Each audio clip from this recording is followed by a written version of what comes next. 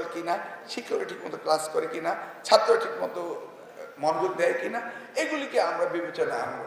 সেই সাথে পরীক্ষা হলে সিসি ক্যামেরা থাকবে এবং আমাদের দুশ্চিন্তা কমে গেল। কারণ আমাদের তো সেই আগের দিন নেই যে হঠাৎ করে হেলিকপ্টার নিয়ে হাজির হতে হবে, নাকি? সেদিন তো আর নেই। আমি ঘরে বসে যদি পৃথিবী দেখতে পারি, ঘরে বসে আমি ক্লাসরুম দেখতে পারবো না কেন? আমার এখন মনে প্রশ্ন হয়েছে, খাগড়াছড়ির প্রত্যন্ত অঞ্চলের একটা ক্লাসরুম আমি দেখতে চাই, আমাকে সেখানে যেতে হবে কেন? আমার তো এখন অ্যাডভান্টেজ রয়েছে, নাকি? সোশ্যাল মিডিয়া তো সিসি ক্যামেরা, আমিও অ্যাডভান্টেজ নেব। আর অপরদিকে তারাও আর এই ব্যাপারে কেউ কোনো রকম কারচুপি করতে পারবে না। দেখুন কি হতো, 30 মিনিটে এমসিকিউ পদ্ধতি পরীক্ষা কি হলো? হ্যাঁ, 30 মিনিটে এমসিকিউ পদ্ধতি। ঢাকা শহরের নামি দামি স্কুলগুলো, আমি গ্রাম গ্রামান্তর বলছি না, তারা 10 মিনিট যায়, 15 মিনিট যায়, 20 মিনিট যায়। ঢাকা শহরে অত্যন্ত নামি দামি স্কুলগুলো আমরা তো দেখে আসছি। আমি তো মন্ত্রিত্ব যাওয়ার পর বসে নেই, এডুকেশন নিয়ে কাজ করছি। আমার একটা সংগঠন রয়েছে, এডুকেশন রিসার্চ ইনিশিয়েটিভ, এটা দিয়ে আমি অনেক সেমিনার সিম্পোজিয়াম করি, অনেক কাজ করি, আমার অনেক গবেষণা আছে। তারা 20 মিনিট অপেক্ষা করে, লাস্টে 10 মিনিট টুক টুক টুক করে সব আনসার হয়ে যায়। কেন?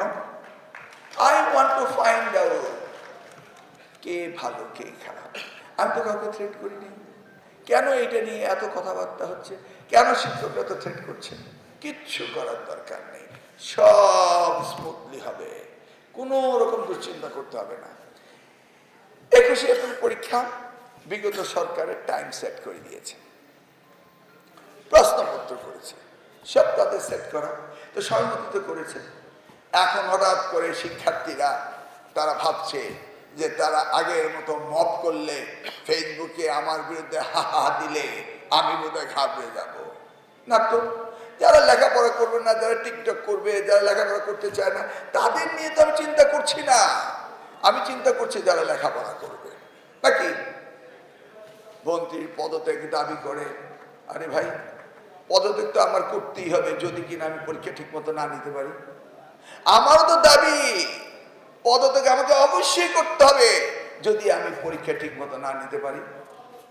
তাহলে তাদের তো চিন্তা করতে হবে, তারা পরীক্ষা ঠিক মতো দেখ, আর তাদেরটা যদি আমি ঠিক মতো না করতে পারি সেটা তো আমার দুর্বলতা প্রমাণই হবে। এই যে পলিটেকনিক ইউনিভার্সিটি গেলাম, সেখানে গিয়ে যে অবস্থা দেখলাম, এইভাবে যদি টেকনিক্যাল এডুকেশন চলতে থাকে, কারণ মাননীয় প্রধানমন্ত্রী তিনি টেকনিক্যাল এডুকেশনের সবচেয়ে বেশি প্রাধান্য দিচ্ছেন, আর টেকনিক্যাল এডুকেশন যদি এইভাবে পড়তেই থাকে, ওরাও ফেল, আমিও ফেল। কারণ আমি যদি এটাকে ডেভেলপ না করতে পারি তাহলে আমাকেও তো উনি বাদ দিয়ে দিবেন। কারণ এবারকার প্রধানমন্ত্রী তিনি শহীদ রাষ্ট্রপতি জিয়াউর রহমানের ছেলে, তিনি বেগম খালেদা জিয়ার ছেলে। তিনি জানেন এই রাষ্ট্র গঠন করতে হলে কি করতে হবে, এবং তিনি করে ছাড়বেন ইনশাআল্লাহ। আর আমরা যদি সহযোগিতা না করি আমাদেরও পাস ফেল রয়েছে। অতএব আমরাও এবার ছাড়বো না, শিক্ষা ব্যবস্থা পরিবর্তন করেই ছাড়বো। যেহেতু উনি টাকা দিবেন, পয়সা দিবেন, সব দিবেন, আর আমরা করবো না কেন বল?